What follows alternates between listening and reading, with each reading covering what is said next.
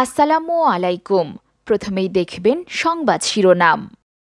দুর্দান্ত ক্যাচের জন্য জয়কে পুরস্কার দেবেন প্রধানমন্ত্রী।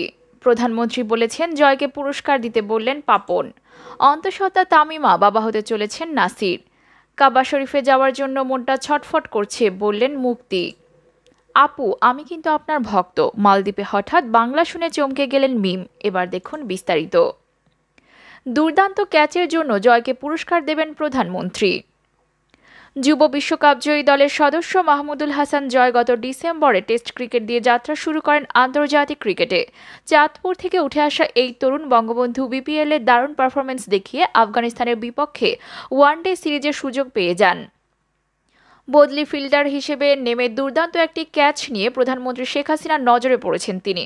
তাই তাকে পুরস্কার দেওয়ার কথা জানিয়েছে বঙ্গবন্ধু কন্যা। কাকতালীয় ব্যাপার হলো, তার ছেলের নামও জয়।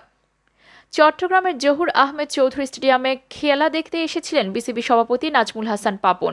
ম্যাচ শেষে সংবাদ মাধ্যমে তিনি বলেন, জানি আপনারা সবাই খুশি, সারা দেশের মানুষই খুশি। মাননীয় প্রধানমন্ত্রী আজকে খেলার জন্য 5 বার ফোন করেছেন।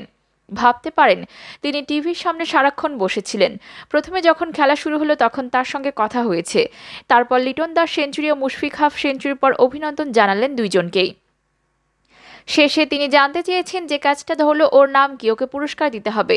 এত সুন্দর ক্যাচ ধরেছে সে। পুরো খেলাটা তিনি দেখেছেন এবং উপভোগ করেছেন। আমরা অত্যন্ত খুশি। জয় মন কেড়ে নেওয়া ক্যাচটি ধরেছেন আফগানিস্তানের ইনিংসের 45তম ওভারে। দ্বিতীয় বলে মাহমুদুল্লাহর ডেলিভারিতে স্লগ সুইপ করেছিলেন আফগান ব্যাটার মুজিবুর রহমান, কিন্তু কেউ কর্নারে বদলি ফিল্ডার হিসেবে ছিলেন মাহমুদুল হাসান জয়। মুজিবের স্লগ সুইপ ছক্কাই হয়ে যেত, তবে তার দারুণ লাফে সেটি ক্যাচে পরিণত হয়। জয় সীমানার বাইরে লাফিয়ে বল ধরে ফেলেন, কিন্তু ভারসাম্য বজায় রাখতে না পেরে বলটি বাউন্ডারি লাইনের ভেতরে শূন্যে উড়িয়ে দেন। এরপর নিজেকে সামলে সীমানার ভেতরে এসে ক্যাচটি ঠিকঠাক ধরে মুজিবকে সাজঘরের পথ দেখান। প্রধানমন্ত্রীর শুভেচ্ছায় সিক্ত লিটন ও মুশফিকের 202 রানের রেকর্ড জুটির উপর বাংলাদেশ দাঁড়িয়ে 306 রানের সংগ্রহ দাঁড়ায়। লিটন ক্যারিয়ার 5ম সেঞ্চুরি তুলে নেওয়ার পথে 136 রানের ইনিংস খেলেন।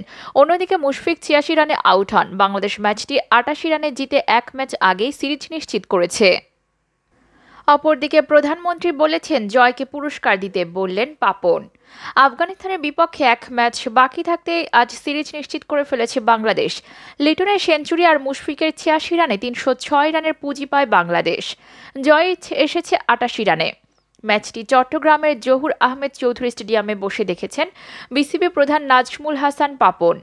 আফগান ইনিংসের শেষের দিকে মাহমুদুল্লাহর বলে মুজিবুর রহমানের একটি অসাধারণ ক্যাচ নেন বদলি ফিল্ডার মাহমুদুল হাসান জয়। ম্যাচ শেষে সাংবাদিকদের সামনে জয়ের সেই ক্যাচের প্রশংসা করেন বিসিবি সভাপতি নাজমুল হাসান পাপন। আমি জানি আপনারা সকলেই খুশি, সারা দেশের মানুষই খুশি।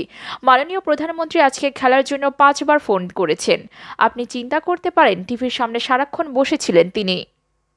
বিসিবি সভাপতি বলেন, প্রথমে যখন খেলা শুরু হলো তখন প্রধানমন্ত্রী বলেছেন, খুব ভালো খেলছে। তারপর লিটন সেঞ্চুরির পর কংগ্রাচুলেট করলেন লিটন মুশফিক দুজনকেই।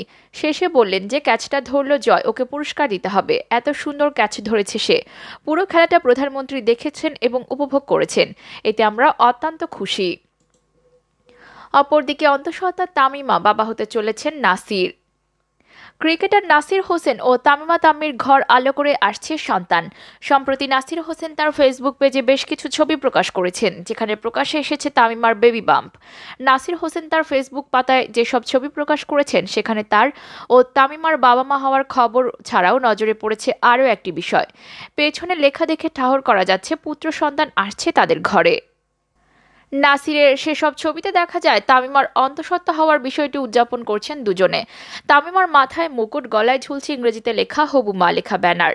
সে উদযাপনে কেকও কেটেছেন দুজনে। নাসিরও ইংরেজিতে বাবা লেখা একটি প্ল্যাকার্ড মতো হাতে নিয়ে তুলেছেন ছবি।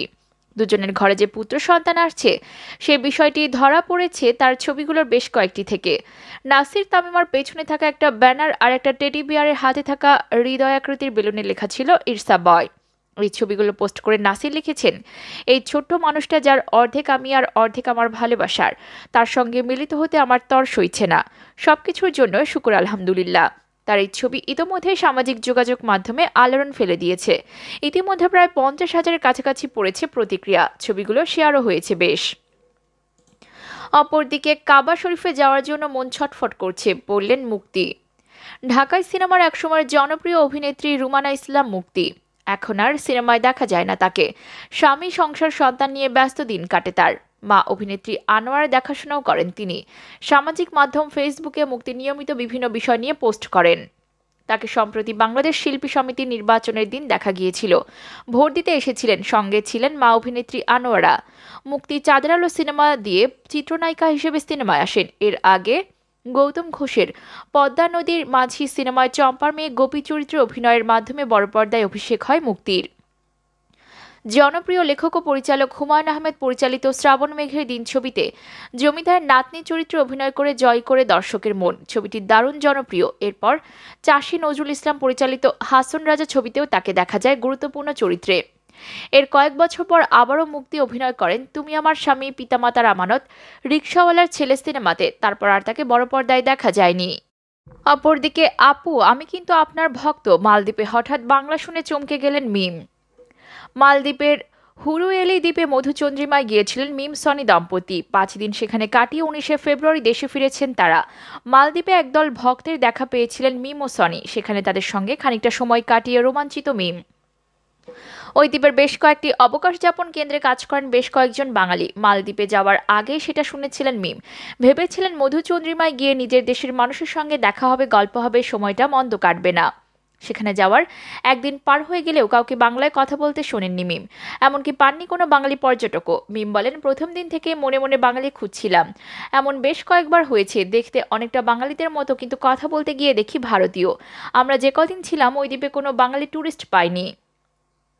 দ্বিতীয় দিন ঘুরতে ঘুরতে হঠাৎ এক বাঙালি তরুণকে পেয়ে যান মিমরা। তিনি সেখানে চাকরি করেন।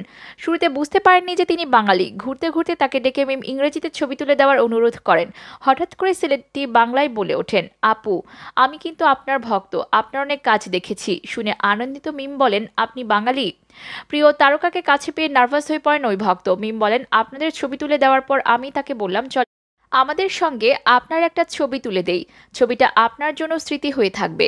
কথা শুনে তিনি তো আরও নার্ভাস, মনে হচ্ছিল কাঁপছেন।